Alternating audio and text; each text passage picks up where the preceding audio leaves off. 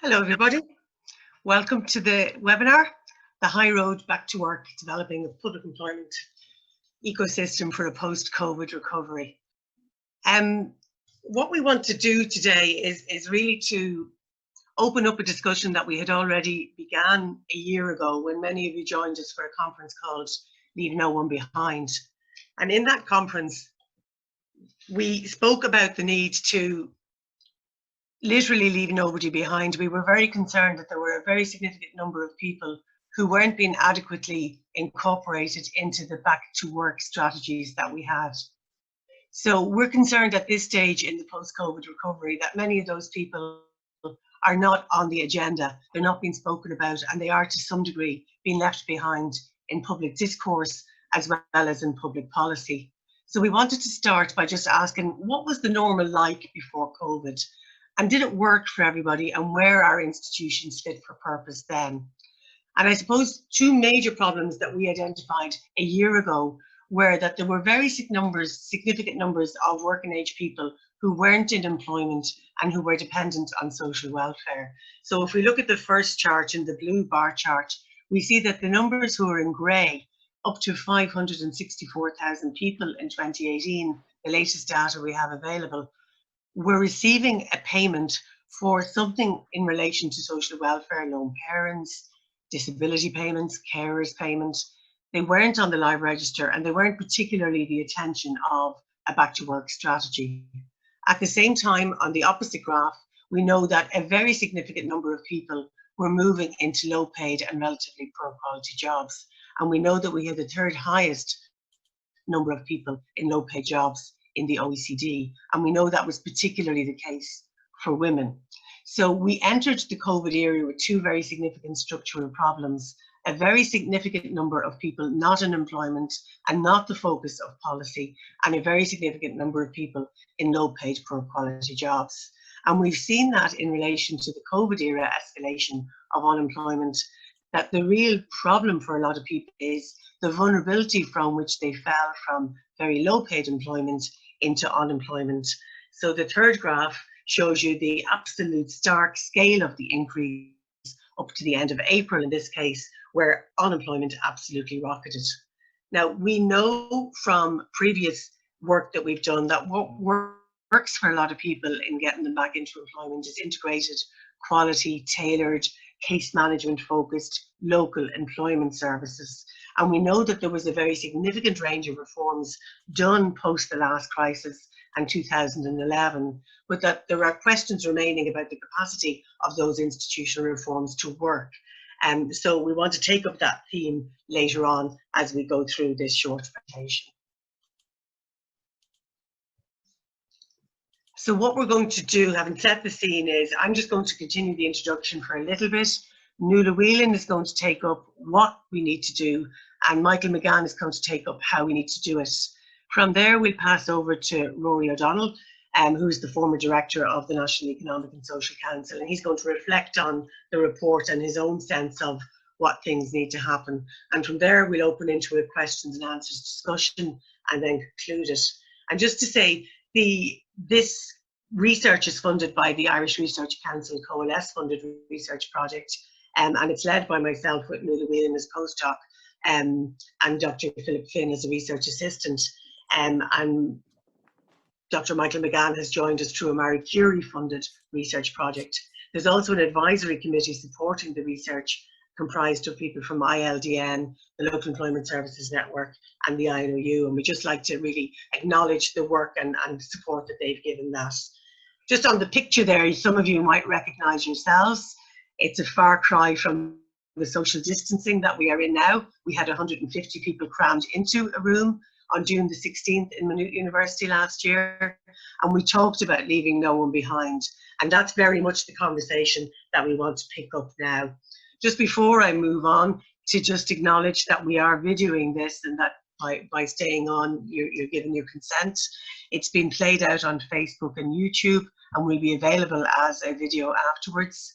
We're using the Q&A function, the question and answer function at the bottom of your screen for you to share questions with us. We don't have the chat function up because there are simply too many people registered on it. It's a maximum of 300 that have we've taken in through this screen. We have a Twitter, hashtag High Road Recovery Maynooth, all lowercase. So we'd appreciate if you could tweet.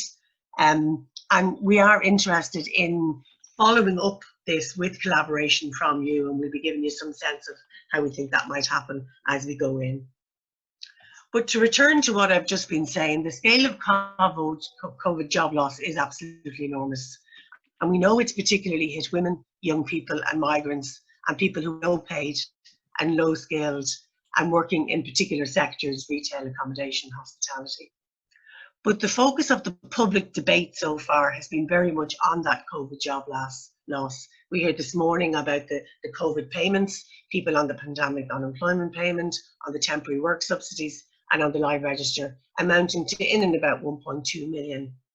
What we're really keen to do today is to put back into this picture other adults who are depending on social welfare, so that they are part of the policy solutions that we're identifying as we're moving forward.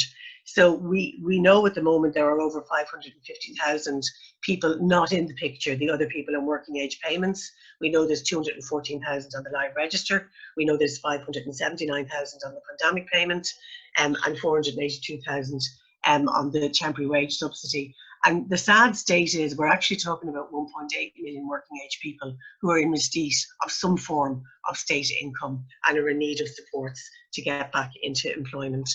And that's the scale of the challenge facing us. And if we think about who those people are, we see that they are very different people with very different needs, and that not one size fits all strategy will work for these people. They need a tailored approach to their own specific circumstances. So on the one hand, we have a very significant number of people who are job ready. Many people on the temporary work subsidy can go straight back into their employment, maybe with some supports in the context of the employment changing. People on the pandemic unemployment payment, many of them are recently unemployed and hopefully may be able to move back into employment with support very quickly. The issue for those people will be decent work and decent pay, lifelong learning and training, and in-work progression, because we know that a lot of those people are low skilled and low paid. And the agenda here is about how to ensure that we will change the nature of their trajectory in work. We know that a very significant number of people were on the live register entering COVID, and particularly some people were long-term unemployed. The area here might be upskilling, and certainly recent work experience is an issue. So they will have particular needs that will be different to people who are more job ready. We know there's a very significant number of people for whom equality is a very significant barrier to them entering employment. Class discrimination is still very much a feature in Ireland, gender in relation to care, and lack of access to part-time opportunities. Young people experience a particular type of scarring from unemployment, and we're interested in a youth guarantee. People with disabilities, racial discrimination, different ethnic groups. There's a whole range of inequalities that really get in the way of people having a fair chance at accessing jobs on the labour market. And then there are also people that there are structural barriers to them getting back into work. There are people experiencing particular life events, homelessness, addiction, criminality, where they live, issues about access to transport, issues about migration and documentation, legality, status. So there are a whole range of barriers, discriminations, circumstances that we need to take into account in tailoring our institutional responses to supporting people back to employment. And what we're very much suggesting, and this chart very much captures the whole coming together of what we'll be saying later on, is that instead of a public employment service that's made up of a very narrow range of institutions, all of which are highly relevant and all of which we have in place at the moment, Intro, the Local Employment Services Network, job clubs, employability, and Job Path, that what we really need to think about is a public employment ecosystem, because this problem is so large and the scale is so significant that every single player who can possibly be part of the solution has to be activated in a systematic way. And that means the public sector, it means the private sector, and it means the range of non-government organisations that are available to us. And we see, largely speaking, that in that system there are two main points at which people need those services. There are people who are more job ready, who the focus might be on upskilling in short term, and on supporting back into employment. And there are a range of actors on the blue that can be activated to support them. But there are people who are more distant from the labour market, people that we have already left behind, and they need a different set of institutional responses, very much the type that are delivered by the local employment services network, job clubs, employability, and the specialised and tailored services in the niche areas like homelessness, drugs, probation, migrants, travellers, Roma. There's also PsyCap. So we think all of this system needs to be activated into an ecosystem that works through collaboration, through partnership, and through stakeholder networked governance. And that's what my colleagues are going to now move on to talk about. Nuala is going to talk more specifically about what is needed, and Michael is going to talk about how we can make this work. So thank you, and I'll hand over to Nuala at this stage.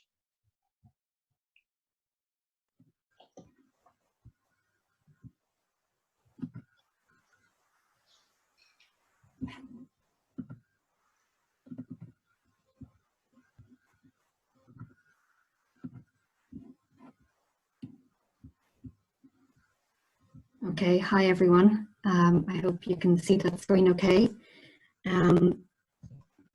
Okay, so thanks Mary. So I'm going to talk about the what and how we can reimagine capability-led post-COVID work life public employment ecosystem. So just as Mary mentioned, and what does all of this mean? So we know that the COVID-related unemployment crisis has been sharp and fast, and we've heard a lot in the last few weeks and months about the rise in unemployment. We've seen news headlines quoting figures, 1.8 million people now dependent on state income supports, and Mary's already alluded to these figures. We're also hearing a lot about the long-lasting or lingering impacts of unemployment, with projections from the Department of Finance, the ESRI, the Department of Employment Affairs and Social Protection and others, indicating high levels of unemployment into next year, with a proportionate effect on young people, workers who come from low-skilled positions, and women. And equally, we've heard a lot about in the media about the psychological impact of COVID and how the lockdown has affected us, the behavioural changes we've had to make in terms of social distancing, and the very likely long-lasting post-traumatic impacts on healthcare workers, and the distress caused to students and young people with school and college closures, homeschooling, adapted exams, and as Tristan really refers to, the risk of a whole generation of young people failing to launch their careers and indeed their lives. And recent research from Maynooth University and Trinity College has found that 40% of us are reporting feelings of loneliness, nearly a quarter of us reporting feelings of depression, a fifth feelings of anxiety, and 18% feelings of post-traumatic stress. And we can see from the graph on the right-hand side here that women are reporting higher levels of loneliness, depression, anxiety. So very worrying figures in terms of our general and national well-being. So while there's been a significant focus on psychological impacts for society more generally, we asked in this report about the psychological well-being of the labour force. And we tried to highlight the response of the public employment services will be important in terms of its approach, the types of supports that are put and made available to the unemployed. And we know from a recent study conducted in China, just 1 month into the COVID outbreak, that those who had become unemployed or who had stopped working reported worse mental health and physical health, and also experienced stress. So there's significant research conducted really since the 1930s, and more recently, more sophisticated research, I suppose, since the 1980s, showing robust evidence for the linking of unemployment with decreased psychological well-being. So the unemployed experience lower levels of well-being. Okay. I think that should be okay now. So sorry about that if people couldn't hear me. Hopefully you heard most of it. This is the part we were worried about, the technology. Okay, so I think I was talking about the research that's been conducted in recent times, linking unemployment with decreased psychological well-being. And we know that the unemployed experience lower levels of well-being than their employed counterparts, or indeed than the general population. And there are many theories that help us to understand this relationship. So I suppose helping us understand the manifest and latent impacts of unemployment and the benefits that employment bring us. So we know that unemployment brings financial penalties, people experience skill depletion, and they experience personal and self-related issues such as self-esteem and self-confidence. There are also societal impacts related to stigma and also well-being and mental health issues. So the research in this area can really help us to understand how people experience unemployment. And we must take this into consideration when working with the unemployed and those with more significant barriers, as Mary has already mentioned. And these types of barriers can tend to lead to prolonged periods of unemployment. How the Public Employment Service responds, as I said, to this mass unemployment will be really important. There may be active traumas, as I've already mentioned, in terms of our general and national psychological well-being. People may also feel overwhelmed. For other people, existing traumas may be intensified, and some may be experiencing grief or loss due to the illness or death of family members and close friends. While we've not all been traumatized, I think it's fair to say that most of our lives will have been significantly disrupted in the last few months, and we must therefore ensure that the services are put in place, that they're not trauma-inducing in themselves. So what are our options? Well, firstly, at a policy level, we have a range of labour market policy options from work first to life first. And if we think about these policy options on a continuum moving from right to left, we can see the work first approach, which is the current model we're using in Ireland, which has been quite successful in supporting people back into work in the past 8 years, but maybe not so successful for those who are more distant from the labour market.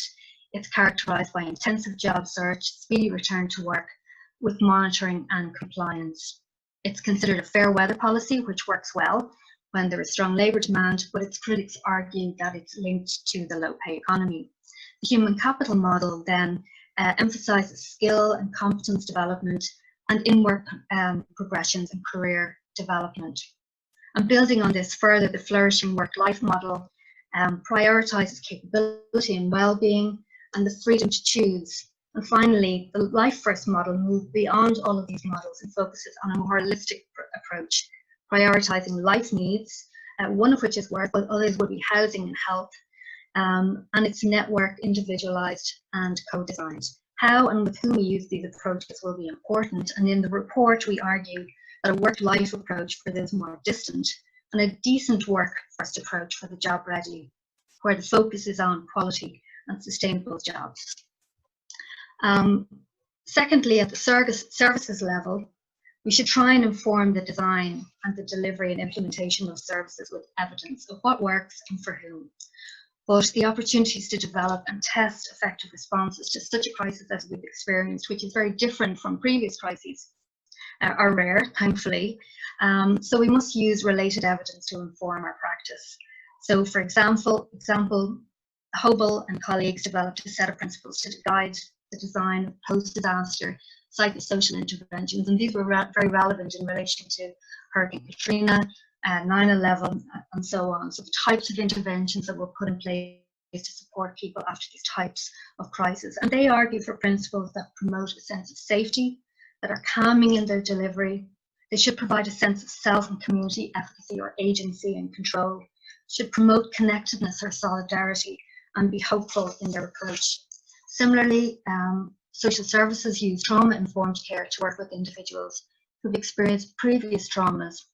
And these guiding principles aim to promote healing, to reduce the risk of re-traumatization, and they include providing a sense of safety, they're trustworthy and transparent, so the service users feel that they can trust and understand what the services are providing very clearly. And are collaborative and empowering, providing choice and recognising intersectionality or the multiple barriers and traumas that people may have experienced in the past.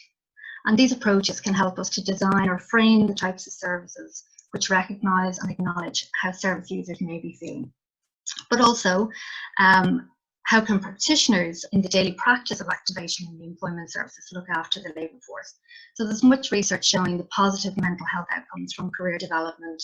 It promotes life effects, abilities, strengths, positive self-perception, while also enabling opportunities and providing labour market knowledge and information.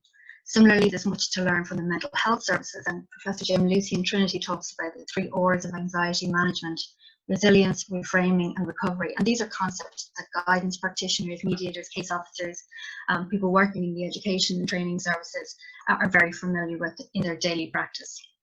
The approach should be one of solidarity, building upon recent feelings of our national solidarity. And Orla Muldoon and colleagues in the University of Limerick have found that feelings of solidarity promote well-being.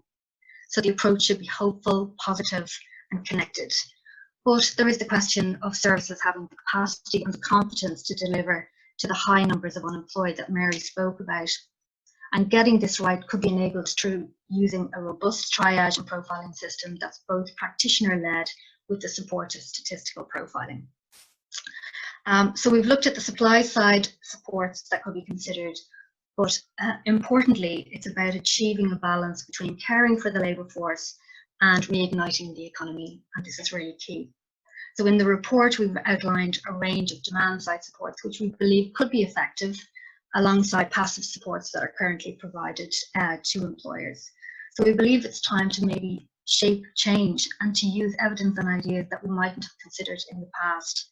And this could promote, or could include promoting a national return to work strategy which emphasises quality work, sustainability and career progression and well-being, and to think about new forms of work within the context of Future Jobs Ireland.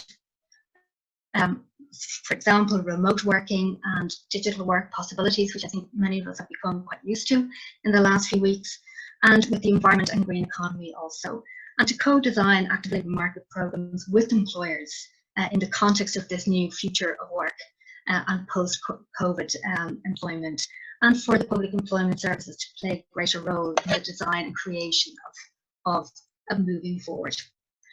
We could also consider a new approach where local employment partnerships who have local labour market and labour force knowledge co-create this public employment ecosystem, and where local services, as outlined in our public employment ecosystem diagram, are procured to enable inclusive labour markets.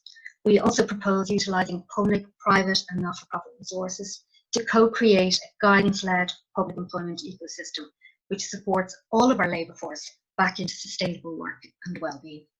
So I'm going to, sorry about the interruptions in the middle of all that, but I'm now going to hand over to my colleague Michael McGann, and he's going to talk about the how.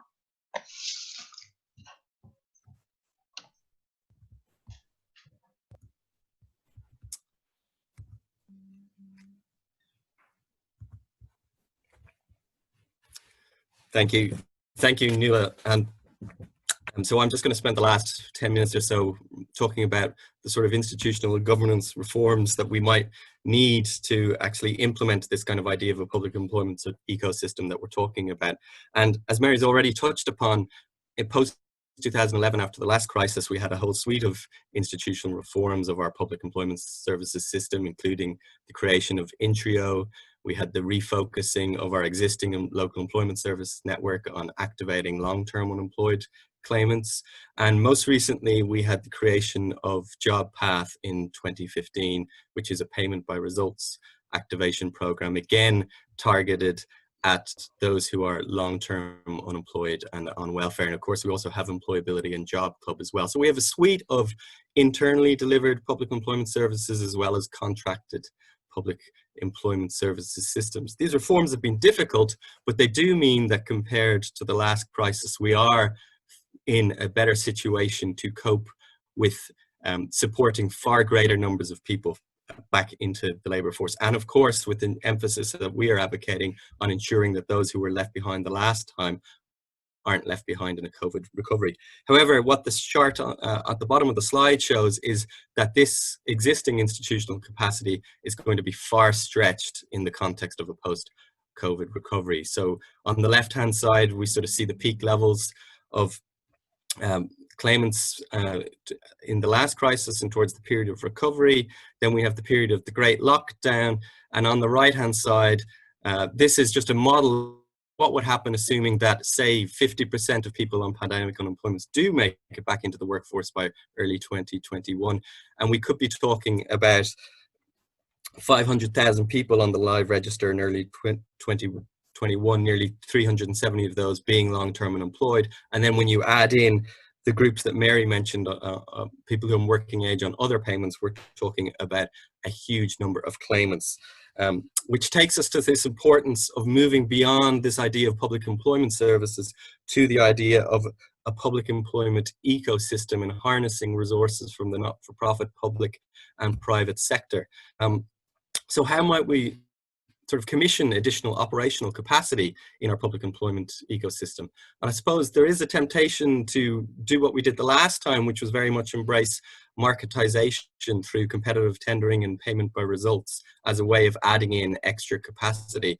And certainly we're saying that there is very much a role for private providers in this public employment ecosystem. And JobPath has performed well in reducing the numbers of long-term unemployment claimants and in improving in transitions to employment and earnings, but for particular groups, especially those near employment, those with intermittent labour market attachment. And payment by results is always attractive to policymakers because it shifts responsibility and risk away from the state onto the market.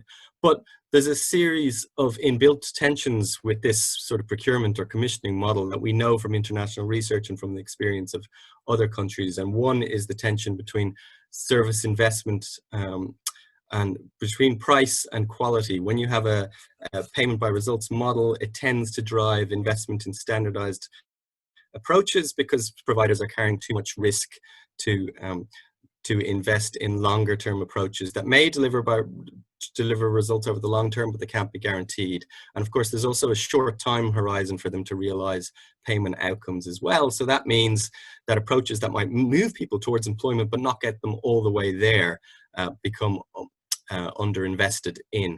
And there's also an access or tension between equity and performance, where there's an incentive in the payment model to target services on those who are, in a sense, easier to achieve placements and outcomes with the danger that those who are harder to place or more distant from the labour market can get left behind under this kind of approach. And of course, it's also very difficult for not-for-profit organisations and smaller organisations to participate in the kind of payment by results program because of the financial risk that they have to wear.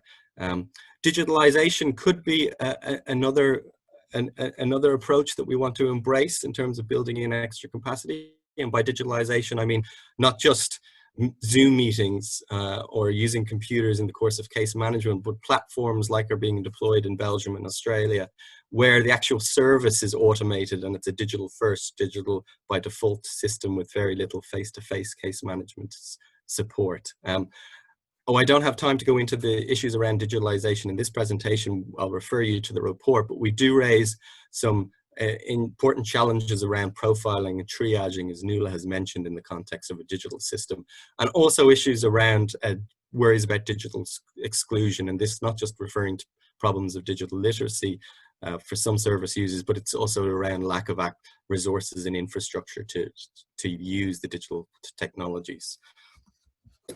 But what I want to focus on for the rest of this presentation is the idea of network or partnership governance as an alternative approach to looking at how you might commission employment services. And these are particularly prominent approaches in where we're talking about programs that are dealing with people who might be more distant from employment and who are interacting with the whole suite of services from different government agencies and who require targeted and integrated support.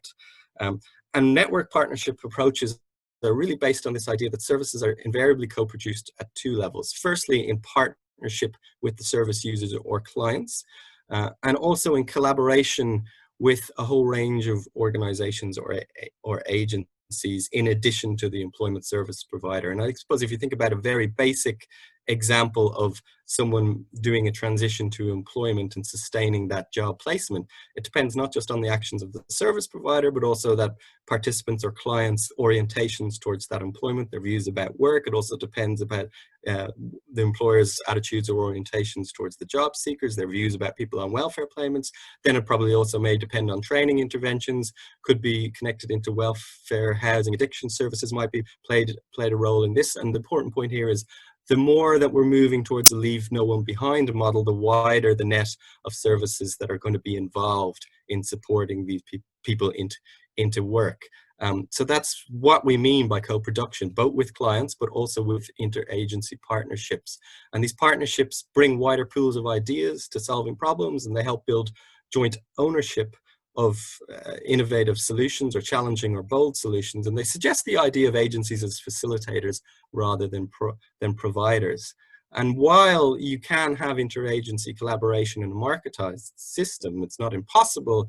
It is easier to achieve in a context of a governance approach modeled on trust and reciprocity rather than competitive relationships. And by co-production, we want to extend this out to co-production with clients at the service level to the idea of co-producing commissioning. So the public funders working differently with people through the life cycle of the commissioning process. So involving service users, suite of agencies involved in supporting people into work from across sectors, public, private, and not-for-profit, and also employers, social partners in designing commissioning processes. And this is what we mean by a sort of network or partnership governance approach to commissioning. And it's not that there's no room for performance-based payments or accountability within a system like this, but that fundamentally on a co-production model, all those involved in the public employment ecosystem would have a role to play in inputting and contributing to this commissioning approach. And Colin Lindsay and his colleagues in Scotland, who've done quite a bit of work on this, draw a very helpful distinction between three different levels of co-production in employability services. So we have co-governance at the design and planning stage, which is talking about mutually agreed aims, priorities, standards, performance frameworks between organizations in an ecosystem. We have co-management at the resourcing and delivery stage, which are the processes that we would put in place for signposting participants between services and programs, for pooling information between services and programs, and for coordinating at a very operational level between agencies in an ecosystem. And then we have co-production and frontline practice, which is at the level of the client caseworker. And this is about delivering services in a way that are empowering, choice responsive, and also deliver substantive personalization, which requires having a wide range of support that can be customized or tailored to people's various individual circumstances and needs. And this may seem like quite an ambitious model, but there are examples of this sort of approach already underway, particularly in Denmark and also in Scotland. So Denmark in the early 2000s had a very centralized approach to public employment services commissioning, and it was very marketized, involving quite a lot of use of competitive tendering. But particularly over the last 5 years, following reforms that have given local governments or municipalities more autonomy, there's been a shift towards co-production with clients, but also partnership contracting along the lines that we're suggesting in our report, where the municipality has been bringing in social partners through the stages of the commissioning cycle. Scotland's local employability partnerships are another example, and these partnerships involve participation from local community government, Job Centre Plus, Skills Development Scotland, community colleges, the NHS, and non-government agencies. And they're based on integrating employment support with other sectors like health, justice, housing, based on what they call a whole person, whole system approach, and it's aligned with ideas around systems thinking and empowering users to actively participate in the definition and design of services and collectively agreeing performance standards, sharing of risk. But the important point about the Scottish local employability partnerships in particular is that they are locally and regionally aligned.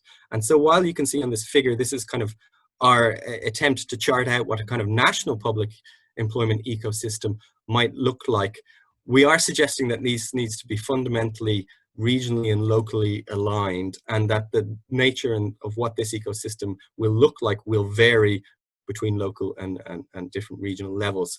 So it's a horizontal, not vertical approach to commissioning based on dialogue with social partners, civil societies, a whole suite of government agencies connected to employability, and various different service providers from across sectors. And it builds, we think, on Ireland's history of social partnerships in the 1990s in particular, and also our tradition of deliberative and consensus-orientated approaches to policy making. So I will hand over now, and Mary will just wrap up from here with a few final comments, and then we will take some questions.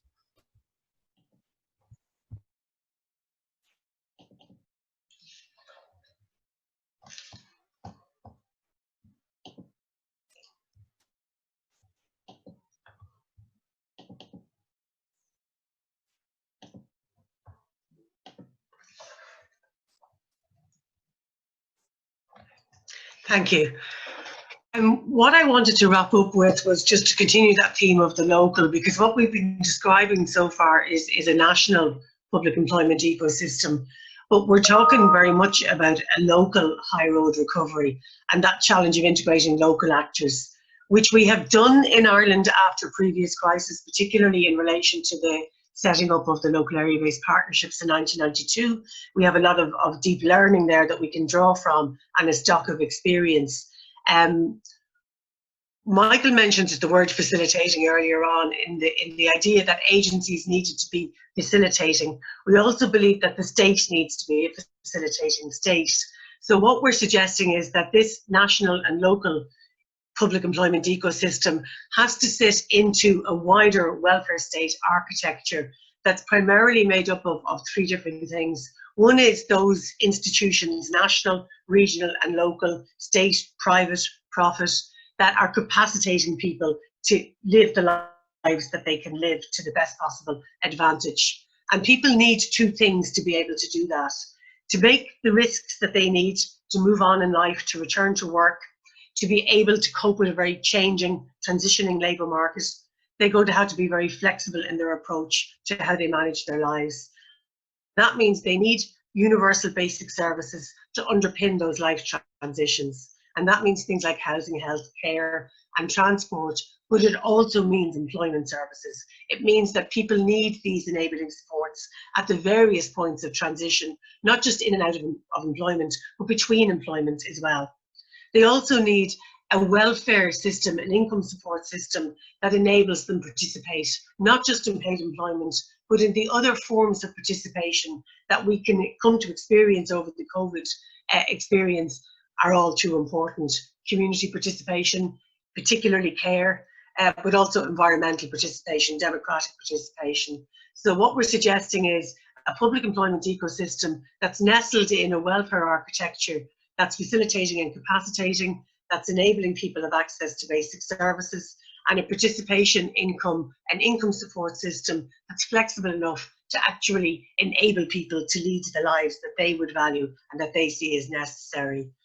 On the corner down there, we have a blank ecosystem, and that's designed with the idea of collaborating and co-creating with you. Because what we're very keen at this stage in our own research to do, and we were doing it, but we got interrupted by COVID, is to try and map out what local public employment ecosystems might look like, maybe at a county level or at a regional level. So we're very keen, this chart is available on the Moody website, we're very keen that people would take it and would fill it in themselves to give us a sense of how they understand their own local ecosystems and how they might work. So just in terms of summary, I hope that we have given you a brief insight into the report in terms of what needs to happen in post-trauma capability informed activation, with a focus on decent work first for sustainable well-being for those who are ready and able to get jobs immediately, and work-life guidance models for those who are more distant from the labour market. And really crucially, that now that we have this relationship with employers through the temporary work subsidy, that we would work hard to bring employers into that whole public employment system and draw out how they need to be engaged for sustainable job recovery. We have focused on who needs to be the focus of this, those who are ready to go back to work, but whose issue is about low paid employment, long-term unemployed people, those experiencing particular equality barriers, and those who are experiencing particular structural barriers. And Michael has talked about how this needs to be done with a focus on institutions and on governance, and I've mentioned that wider welfare architecture that all needs to sit into. So that's a brief summary of what our high road is about. And as I've said, there are a number of stages in this research that are yet to develop.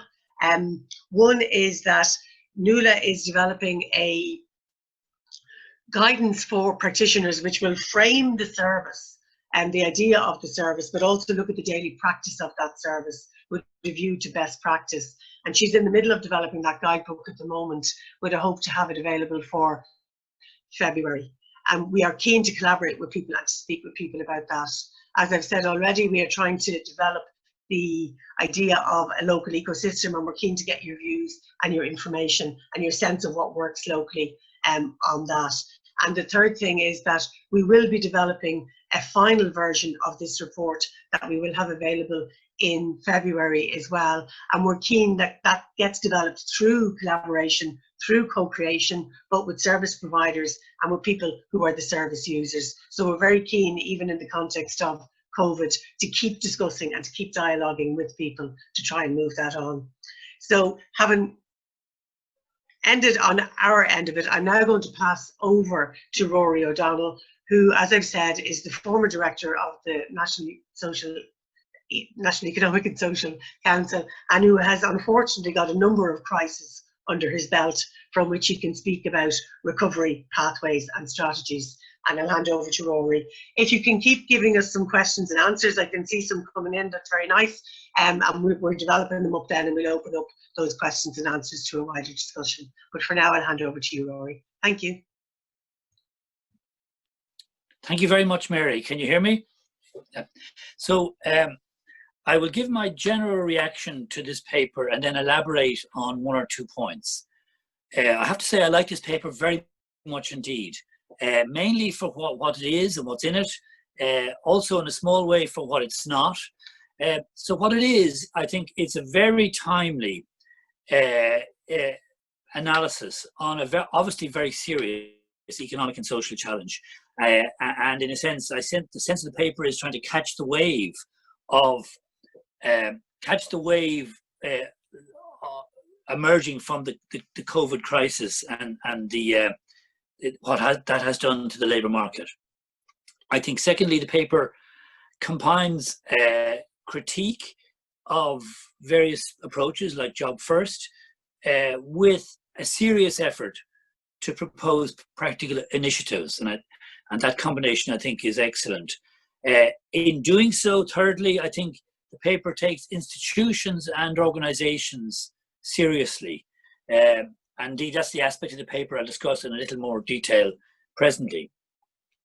Fourthly, I think in thinking about institutional arrangements for an effective post-COVID ecosystem of public employment services, it explores in an interesting way how Ireland might build on the existing institutional landscape, as Michael mentioned, not only the one created through Intro, etc., in the past decade, but also the longer legacy of partnership working. And finally, I think in a wider sense, this is an important contribution to an area that of public policy that needs more work, which is the question of the state's engagement with citizens and with civil society organizations. I mean, I think we tend to forget or lose sight of just how centralized things became in the Great Recession. Then there was a long period of thaw in recent years where state entities were re-engaging with the society and economic and social actors in very diverse ways across different sectors. And COVID, in a way, has now come along and dramatically changed that landscape. But so far, in a way, that has actually prompted more engagement, I think, because it had to, with various organizations in order to address the emergencies. But interestingly, mostly, I think, in a problem-solving way, not centrally in a bargaining way. And in time, it'll be worth thinking further about that and whether that provides grounds for a new way of thinking about partnership. I've also liked the fact that the paper, if you like, what it is not in number is, I think, very valuable. I think it brings a conceptual perspective and an institutional perspective to an area, i.e. the labour market, that is sometimes subject to statistical analysis without insufficient attention to whether the categories and metrics are really meaningful. Secondly, in analysing and addressing these issues, it's a great relief not to be listening to a behavioural economic analysis or behaviourist analysis. COVID has prompted an even greater overclaiming on behalf of behavioural economics than than before. And so in that respect, I think it's really, really, really interesting piece of work. In scoping out the nature of the problem, I think the paper correctly, in my view, links three things: activation and the resulting employment and employment levels that can be created, with secondly, the economic reality of the jobs available, many of which we know in the past decade and before have been relatively low paid and some insecure. And it links those two, thirdly, with the wider landscape of housing and rental pressures. And I think that's a good approach. Obviously, and correctly, the paper then drills deeper into the activation and labour market side. But it is important, I think, to place that in this context. And indeed, an issue that arises then is, the paper notes in a way that in thinking about activation policy now, the demand side of the labour market, and in fact the demand for labour, has to be somewhat more of a focus than it might have been during a period of fast growth driven by inward investment and other factors. Although understandably the paper doesn't go into the enterprise policy side of that, although I do notice that the LEOs figure in the map, and indeed Nuala said a little more on this question of, if you like, local employment viewed from the demand side. And the COVID crisis has certainly brought that demand side at a local level, in volunteering, in caring, etc., into the picture, and that would be worth thinking further about. As we've heard from our three colleagues, at the heart of the paper is this argument for an ecosystem, and I think wisely saying, let's build on the recognition of the increased recognition of the value of low-paid essential workers and indeed unpaid care. Let's build on that moment of recognition in thinking about the evolution of the system. And like the authors, I very much like the conceptualization of the ecosystem as elaborated on page 16, and like the idea that implies a network approach and partnership governance. And again, it's useful because it's so easy in these kinds of papers to suggest the creation of new institutions and new bodies without addressing the harder job of reconfiguring existing ones and reconnecting existing ones. Now, my focus in the rest of my remarks is on this question about organisation and the organisation aspects that Michael referred to. And as I say, I really like the reference to the co-produced, decentralised, networked based commissioning, and with the local dimension and client-centred. And I really agree with all of that. And the challenge, as I know the authors know full well, is to elaborate what that would look like institutionally and organizationally, and to start connecting the pieces. And while I really share the view that these concepts, co-production, new governance, collaborative governance, network governance, are meaningful, it's an area where it's easier to cite these concepts than to elaborate the working examples. I noted what Michael said about Scotland and Denmark, and it would be interesting perhaps going forward to look in more depth, or maybe elaborate what you have found in more depth on that. And in a way, I suppose initially, given my kind of interest in finding out what the organizational implications are and the institutional implications, I initially found myself more intrigued by the sentence, evidence from Sweden, Germany, of Netherlands provides examples of good quality active employment support. I was kind of wanting to know more about that.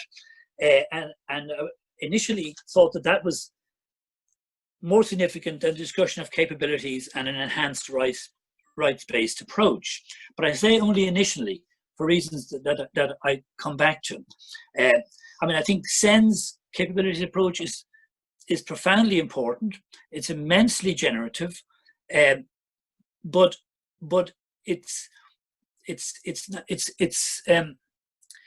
a framing of our thinking rather than a model. And indeed, the paper that's cited a number of times, it's a very good paper by Dean and others, makes clear that thinking in a way is a heuristic, and rather than a model. And this brings me in a way to the very interesting spectrum of models elaborated on page 25. It actually was one of the slides, the 4 circles horizontally. And just to bring out my point, that it's very interesting in that the human capital development, which is the second from the right, so the work first is on the extreme right, human capital development, then flourishing, and then life first. But under the human capital and development model, it's mentioned that includes education and training and integrated services to address work-related barriers, for example, linked to drug services, health, care requirements, etc.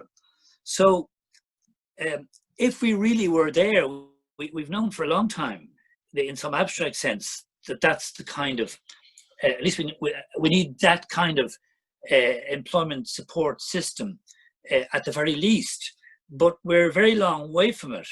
And connecting the harder end of employment supports of Intrio and Job Path, etc., to these wider services is an enormous challenge in itself. And it'd be worth asking, as we flesh that out, it'd be worth asking whether that in fact amounts to the flourishing or the life first, rather than see these as actual models which are really distinct from each other. But the more I read the paper, the more I did become convinced that the reference to the capabilities approach, etc., was relevant, because in the ecosystem, quite naturally, Intrio is seen as at the center of the prospective ecosystem, and mention is made of quality benchmarks and achieving relevance through co-production and co-creation. But it is true, I think, that there's an uncertainty in our system about what Intrio sees itself as, and behind that uncertainty does, I think, lie the kind of deeper questions that the paper poses by drawing on Sen and other thinking. So maybe it is true that we need, if you like, as again cited on page 25, we need changes in current administrations, also a shift in ideology, and that's, I think, what the paper is probing there. So this, in a way, brings me to another, I think, central issue in Ireland's approach, which is to do with, in a way, with Intrio and this move towards what Mary cited, tailored services. Because do we see Intrio as it is now? I think as it is now, it probably is described as allocating clients, citizens, to a set of existing services, and that's different, or subtly different, from tailoring services. In other words, not assuming that the service a person needs really exists already in some entity, whether it's a training entity or otherwise. And I think it's worth probing that distinction between allocating people to existing services and generating the capability to actually tailor services in these various institutions. And that then, I think, brings me to a further point, a very interesting few pages on recent work on the LES and reference to a recent random control trial on the LES, showing the effectiveness of its system. And I suppose I was left wanting to a little bit more. Is the LES approach, on the one hand, a treatment that works, or is the LES approach a process or organizational capability to work out what works for particular people and particular contexts? I'm always a little bit suspicious of the what works movement, because it assumes in a way that there's these defined results or defined treatments which can be shown to work across contexts, whereas I think what works is the ability to work out what works in different contexts. And this, in a way, I think comes through strongly in the way the paper emphasizes the local dimension of that. I'd finish by just mentioning, again, I think a very interesting discussion about commissioning. The paper argues that the SICAP approach to commissioning and social inclusion program may be an interesting example. I'm not sure, I don't know enough about it. It's possible that the approach that TUSLA takes to commissioning family resource centres might also be interesting, but in some ways that doesn't matter. What's really important is that this paper is focusing our attention, analytical attention, at precisely that question. And I know Mary is interested in looking in more depth at different models of commissioning and the final observation. As I say, I totally endorse the ideas of network governance, co-production, collaborative governance, co-management, etc. But there's a real challenge in this area, partly because the concepts can become empty. But when you look at the cases that are behind them, in a way, the cases, in a sense, are prior, and the concepts are an attempt to describe them. Secondly, I think there's a recognition in much of social science that the concept of network essentially implies actors on equal footing without hierarchy. And I think we've learned that new governance, network governance, is rarely fully that there's an element of hierarchy deriving from the authority of democratic government, etc.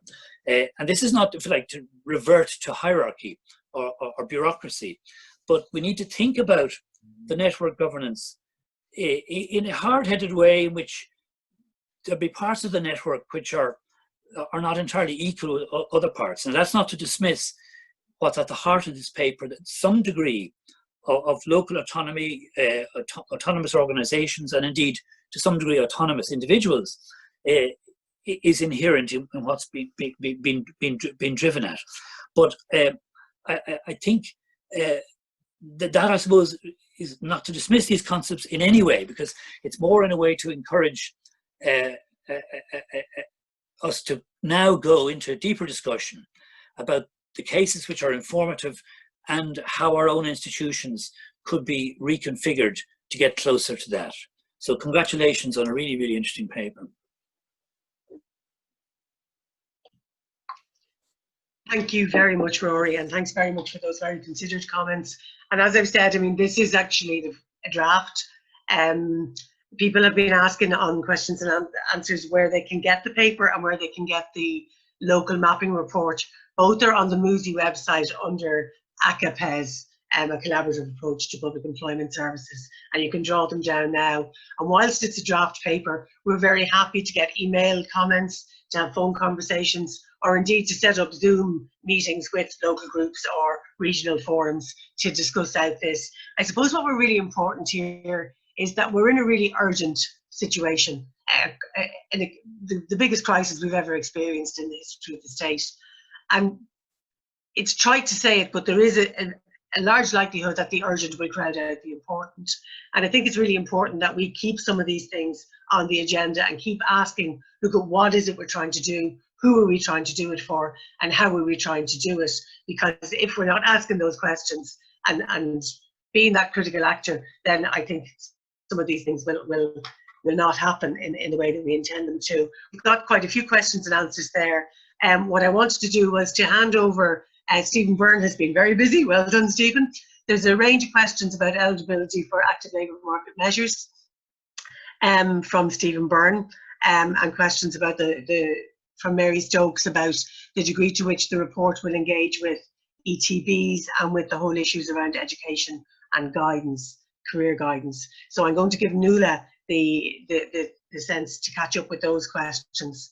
There's some questions again from Stephen Byrne about digitalisation, and one from Mary O'D about the local employment service and its competitive procurement, and the process it's in at the moment and how that might impact on the situation. I'm going to hand them over to Michael, along with some questions from Darren, who's got some interesting comment on the questions and answers about looking at Sweden and Finland, as well as Scotland and Denmark. So Michael, if that's okay with you, I'm going to hand over. And I'm going to, while I'm just letting you guys prepare that, I'm just going to pull in another few questions that I'm grouping under a range of things. I know you have commented on the need to believe in the capacity of the person. And I think to some degree that gets at the kind of ideology issue that Rory raised in his comments on the question, that what we are looking for is a change in approach to put the person at the centre and to have what has been a traditional relationship from the state to people on social welfare has been a controlling relationship around fraud and around activation. And what we're suggesting is that we need to start believing in the capacity of people to actually be part of the solution in this context. So we are looking for a change of trust in people. And a number of people have raised within that the whole thing about the capacity for integrated services. Aoife Whelan raises the issue of bunkering services. Suzanne Marr and Catherine Green talk about the difficulties of trying to develop good services, particularly in a context where services have been run down, possibly by previous austerity or indeed by competitive procurement. Stephen Byrne also raises the issue of how we integrate these kinds of discussions into ongoing strategies like the Solo Skills strategy and pathways to work. And I suppose some of what we're trying to say there is I think there is a real challenge, not just for the state and not just for private actors, but also for the community not-for-profit sector, who have, whether it's because of austerity, whether it's because of procurement, or whether it's because of a natural competition between actors, who have not always collaborated or integrated with each other as well as the theory might suggest that they would.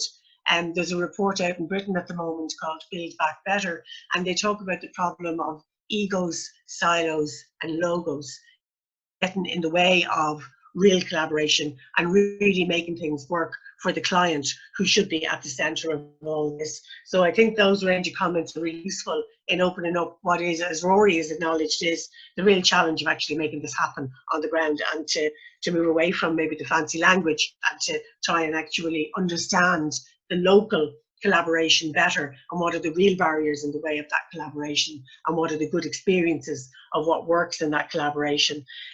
Stephen Byrne's question about how we will engage with other strategies like Solace strategy and pathways to work. I mean, we're very keen that this report and the ongoing iteration of it, because this situation will change and our learning will change as we do dialogue more. We're very keen it can get into any spaces where it can be useful.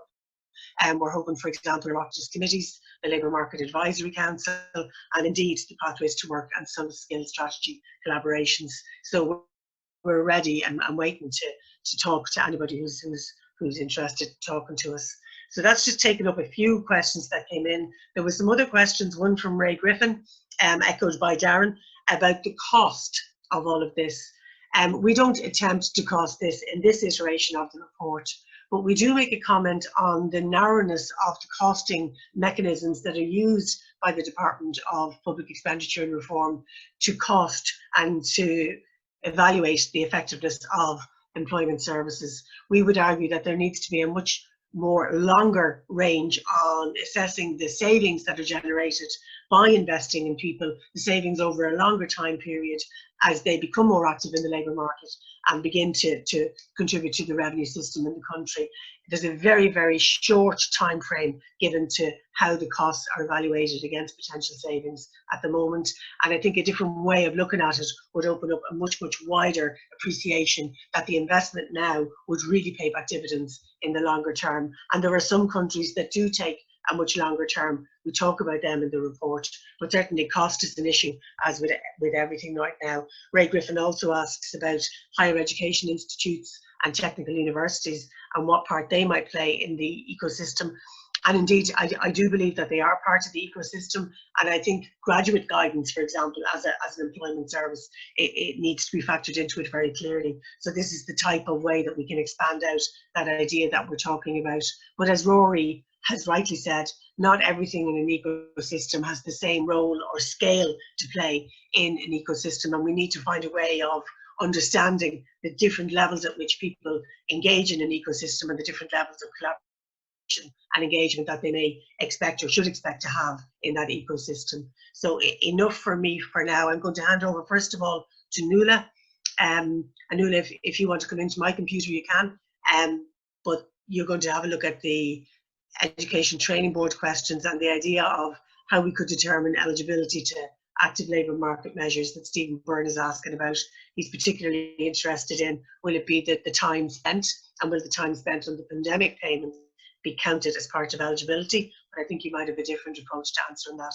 So I'll hand over to you to take that range of education training questions. Is that okay? Yeah. Yeah, that's great. Hopefully the sound has improved. If not, maybe Mary, you can let me know. Yes, thanks for all the questions, a great range of questions. And as Mary said, I'll try and focus in maybe on the more guidance related questions from Stephen, from Mary Stokes, and a few others. So I suppose maybe, you know, one of my key issues with career guidance is that the services are so fragmented. And we found that last year at our Leave No One Behind conference, the range of practitioners that attend the conference from many different organisations, all deliver very, very similar guidance. You might come into the other computer. Okay.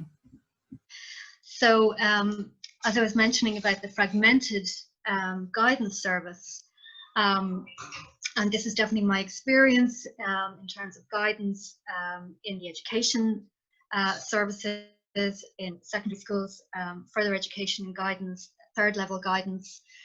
So a huge amount of fragmentation there. And I think the European Commission had a recent report calling for a lifelong guidance approach or a lifelong guidance strategy. And I think this is a really important thing that we should consider because bringing all of those guidance services together in a piece and trying to identify maybe the first point of guidance for a client, whether it's the ETB guidance, whether it's the LES services, whether it's guidance done in Intrio, is really, really important to get that right and to try and make sure that people are referred into the type of guidance that's most appropriate for their needs right now.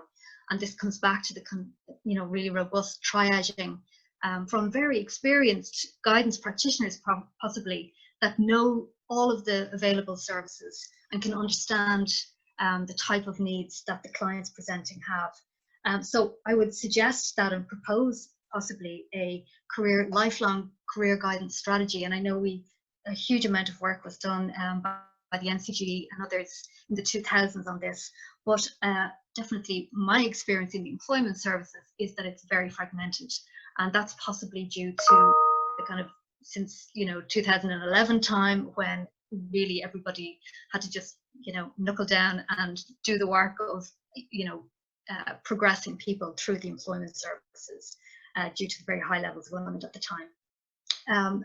So I think that's really, really important, and that we should try and include this in our Ps as we develop it out a bit further to see what happens at a local level and see if we can then look at that at a more national level as well.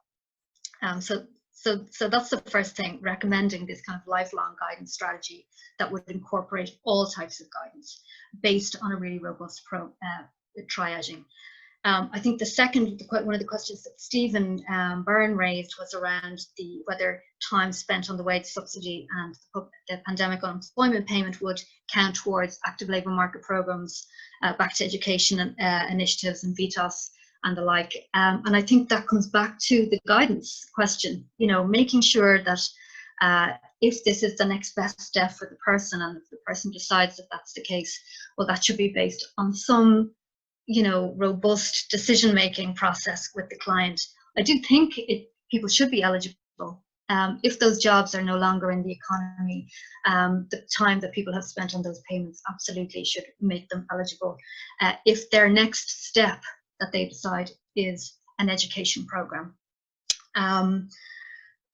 And I think one of the things also just that I wanted to mention about the Indicon guidance report, there was very little, well, a very good report, very little about employment focused guidance. And I think trying to get that distinction between guidance into education and guidance that's very related to employment, that they're quite different, and that sometimes a person doesn't need to go through an education process.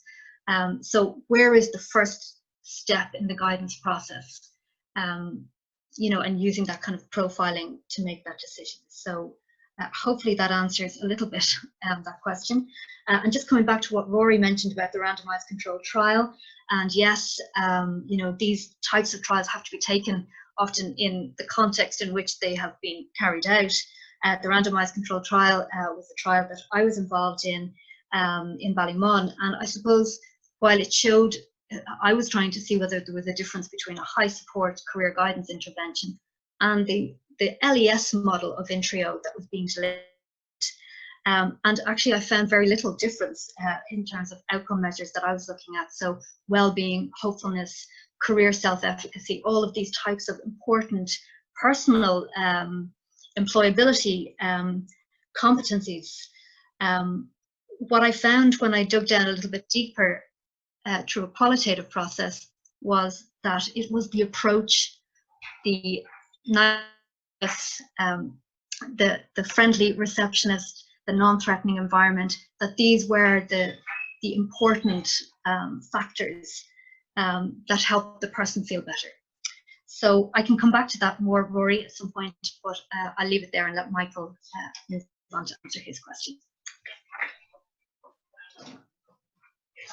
Thanks, Nuala.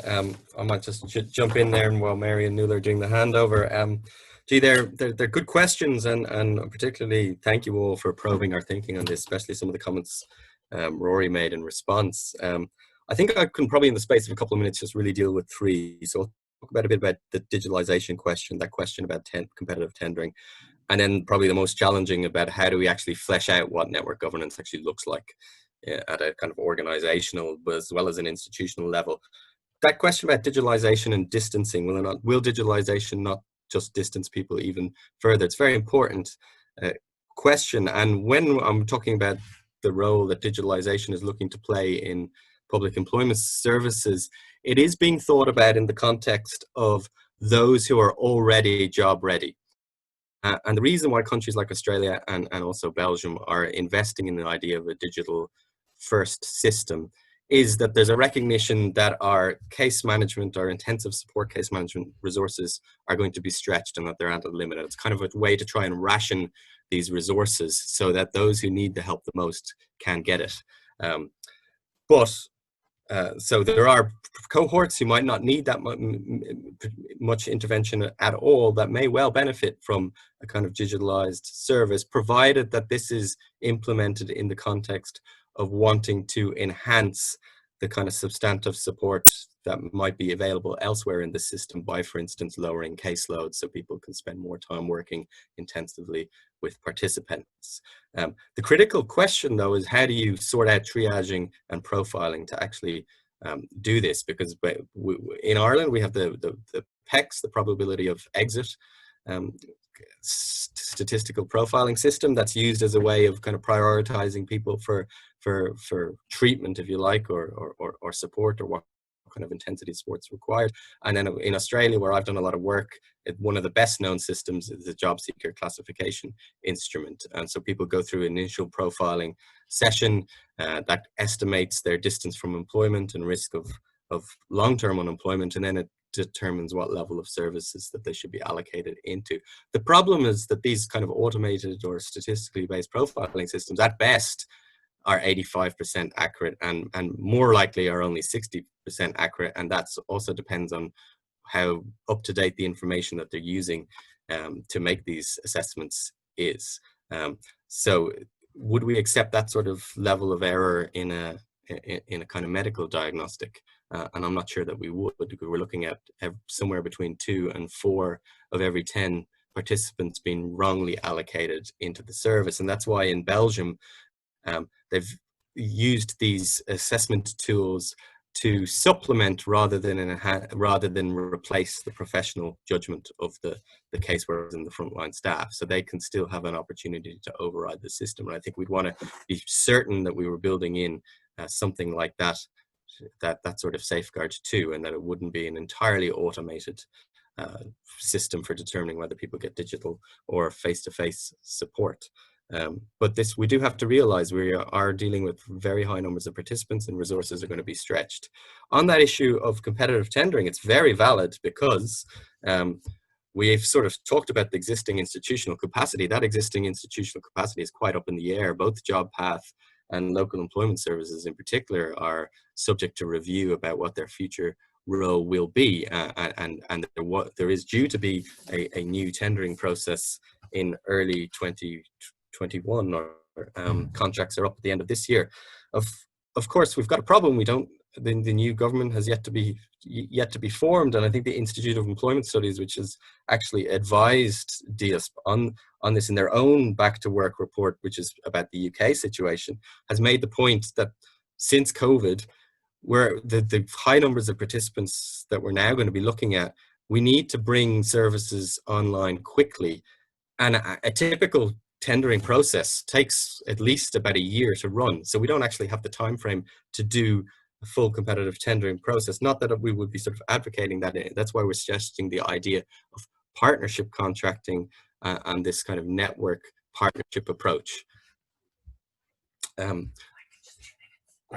So that's what we would be advocating. Would be that DIASP thinks about a network partnership approach as an alternative to the current competitive idea of running a competitive tendering approach. And they have used sort of social inclusion exemptions in Denmark to be able to do this sort of approach under EU procurement law. How do we flesh out what partnership looks like at the ground level in practice? I think so. What Denmark does, for instance, and Rory has rightly talked about that they're not everybody's equal partners. You'd be familiar, I'm sure, with the idea of public managers as stewards, and the idea of new public governance, where they're stewarding the commissioning process rather than deciding it from the top down, as it were. So we have, in a competitive tendering process, agencies and providers respond to a tender that's already largely been designed, where the performance framework and the payment models and so on have been set. A partnership approach would involve those organizations and actually inputting and filtering into what that would actually look like. And in Denmark, the way this works is that the national government does provide municipalities with funding for active labour market programs, but that's up to the municipalities then decide how that funding will actually be spent, how much is insourced through their own municipal job centres, or how much and to what extent they need to bring contracted providers in to supplement that assistance and to deliver more targeted specialised help. And a similar kind of approach is also at play with Scotland's local employability partnership, where the funding,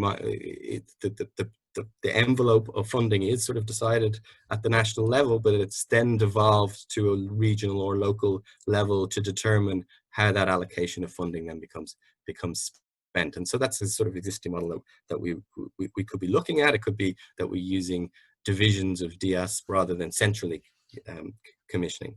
But also research that has been done on the importance of network partnership governance practice talks about the importance of boundary spanners, particularly in the Scottish context, as being really important. And I'll finish with this.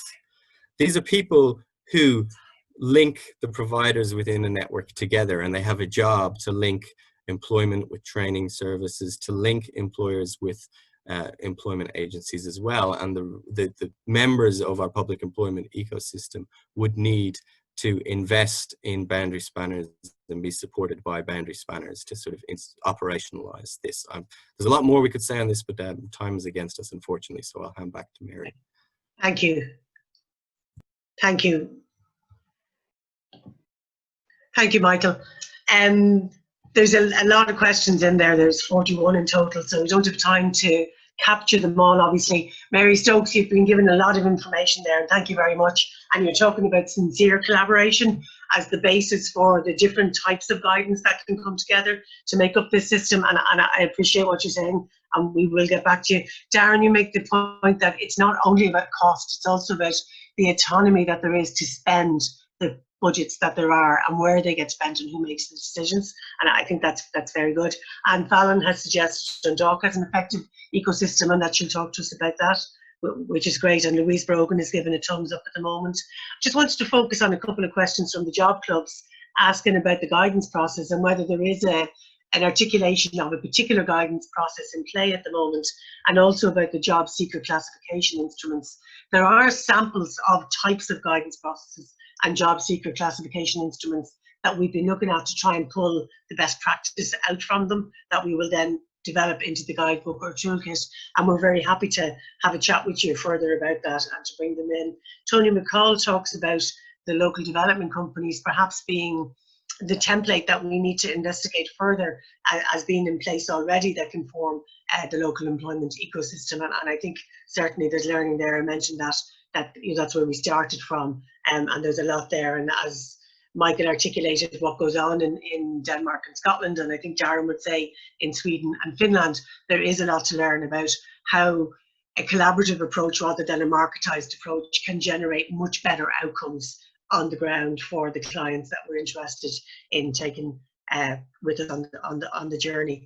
So thank you for coming with us on our journey. This has been a steep learning curve, not only getting a report out quickly in the context of the COVID crisis, but also our first major webinar. So thank you for sticking with us, and thank you for the collaboration so far.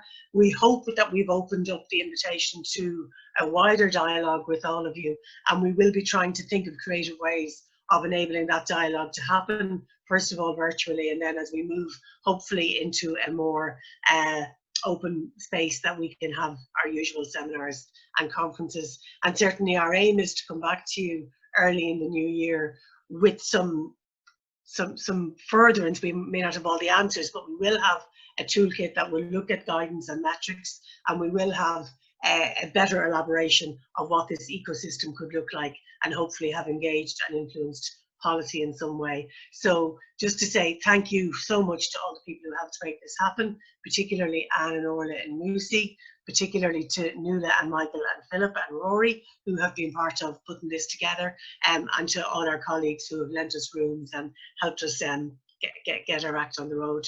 So we will leave it at that, and hopefully we have started a conversation. And as I've said, we have some answers that we need to get back to you directly through the questions and answers you've already given us, but you have our emails and the reports. The reports and all the documentation are on the Moosey website. We will make links available. We'll send out the links and the reports again to everybody who was registered for the seminar. But just to say thank you very much and best wishes, and take care. Thank you.